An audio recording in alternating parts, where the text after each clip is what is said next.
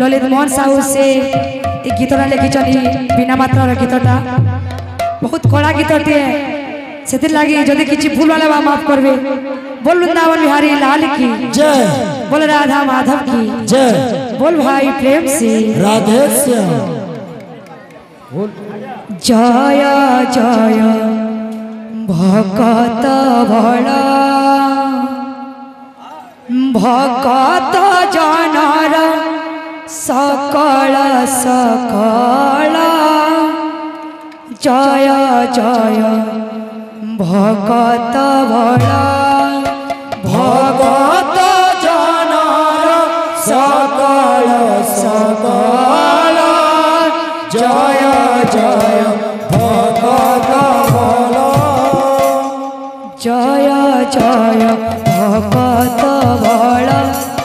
भक्त जनर सकल सकल जय जय भक्त भला भगत जनर सकल सकल जय जय भगत भला भगत जनर सकल सकल जय जय भगत भला दर्शन मन कमल नयन दर्शन मन कमल नयन दर्शन मन कमल नयन दर्शन मन कमल नयन शरण रख चरण रखल जय जय भक्त बल भगत जनर सकल सकल जय जय भक्त बल भगत जनर सकल सकल जय जय भगत भला भगत जनर सकल सकल जय जय भगत भला कनक सपन परजरतन धर्म पथत सरग पड़ा कनक सपन परजरतन धर्म पथत सरग पड़ा मलय पवन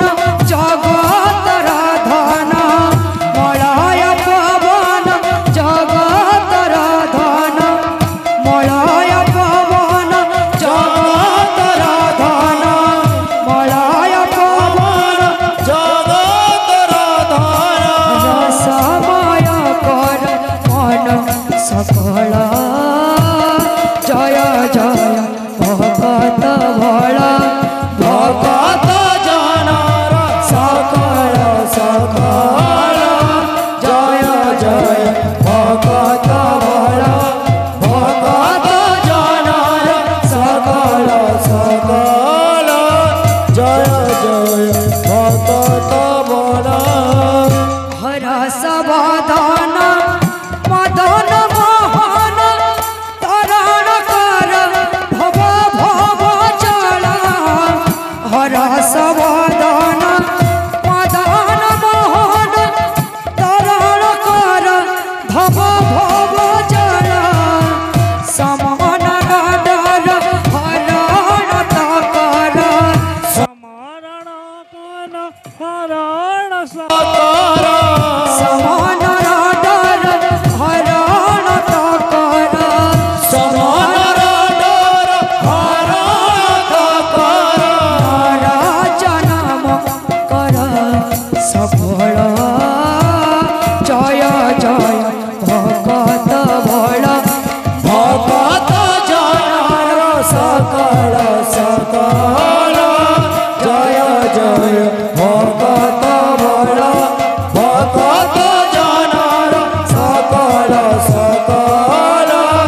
जय जय भगत भला बोल भाई प्रेम से राधे श्याम। बहुत कड़ा गीतटे।